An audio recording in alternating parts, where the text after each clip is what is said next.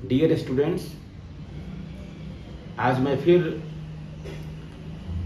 BPSC की चर्चा के लिए मैं यहाँ आया हूँ और मैं ये कहना चाहता हूँ कि 64वीं बीपीएससी का रिजल्ट आ चुका है और 67वीं बीपीएससी का नोटिफिकेशन आने वाला है, आपको मालूम है अच्छी तरह। और अगस्त तक वैकेंसी भी आ जाएगी और मैं समझता हूँ कि अक्टूबर तक इसकी प्रारंभिक परीक्षा भी हो जाएगी। तो पहले हम 64वीं बीपीएससी का जो रिजल्ट हुआ है उसके बारे में थोड़ा हम उसका कटअप देख लें। आप जानते हैं कि 3 पेपर होता है और 3 पेपर मिला करके 900 के नंबर होते हैं। 2 सब्जेक्ट हुआ, एक ऑप्शनल होता है और 120 का इंटरव्यू होता है। दोनों को मिला के रिजल्ट बनता है। इस बार जो कटअप गया है, कटअप का मतलब होता है कि उस पैनल में जो लास्ट स्टूडेंट होता है उसके जनरल कैटेगरी और बीसी में 535 नंबर आए हैं, यानी कि 1020 में 535 नंबर आए हैं। तो इसको आपको मन मस्तिष्क में और दिल दिमाग में रखना होगा और इसी को सोच करके तैयारी करनी होगी। इस बार जो ऑप्शनल पेपर थे उसमें जो टॉप 10 स्टूडेंट्स हैं उसमें 10 स्टूडेंट जो हैं वह इंजीनियरिंग बैकग्राउंड से आए हैं और वही टॉपर हुए हैं। तो अब महत्वपूर्ण यह है कि कौन से ऑप्शनल सब्जेक्ट रखे जाएं, क्योंकि आपको मालूम है अब इंजीनियरिंग के जो स्टूडेंट हैं या मैथमेटिक्स जो लेकर के मुख्य परीक्षा निकाले हैं, ये निश्चित रूप से उनका जो मार्क्स है वह फेचिंग है। लेकिन बहुत लोग ये सोचते हैं कि क्या हम भी मैथ रखें।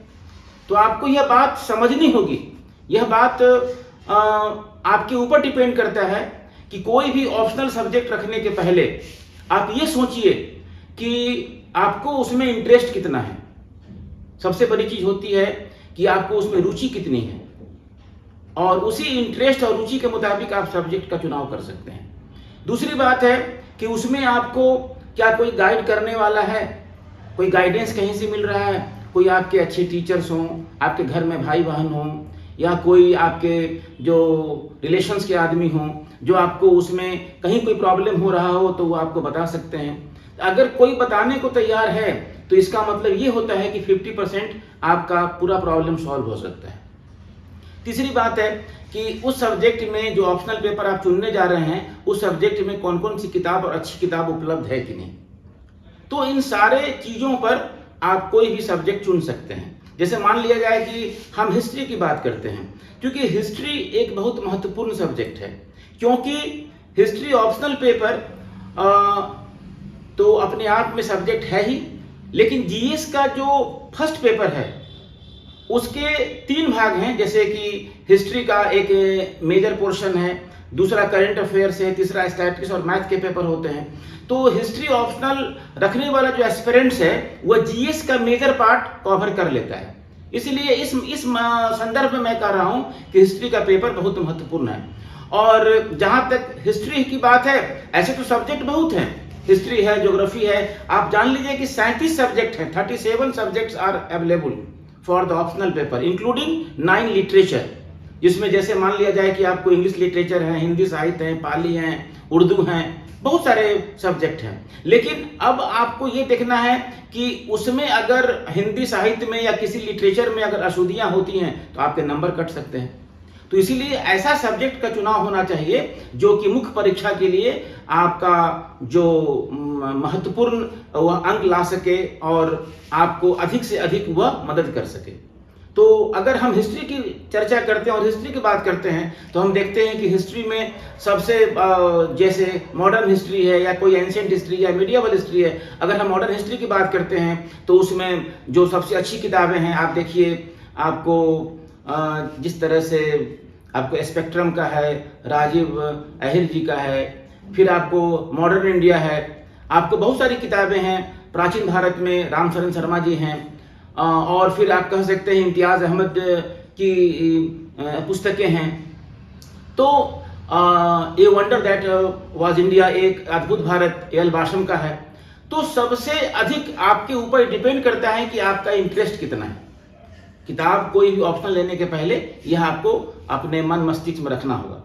और कोई जैसे आपको कोई भी ऑप्शनल पेपर है तो पीटी प्रारंभिक परीक्षा का फॉर्म भरने के समय आपको ऑप्शनल पेपर चुन लेने चाहिए, क्योंकि पीटी की तैयारी करने के वक्त भी कुछ न कुछ 30% 40% आपको मुख्य परीक्षा की भी तैयारी शुरू कर देनी चाहिए, ताकि उससे आपका कॉन्फिडेंस बना रहता है।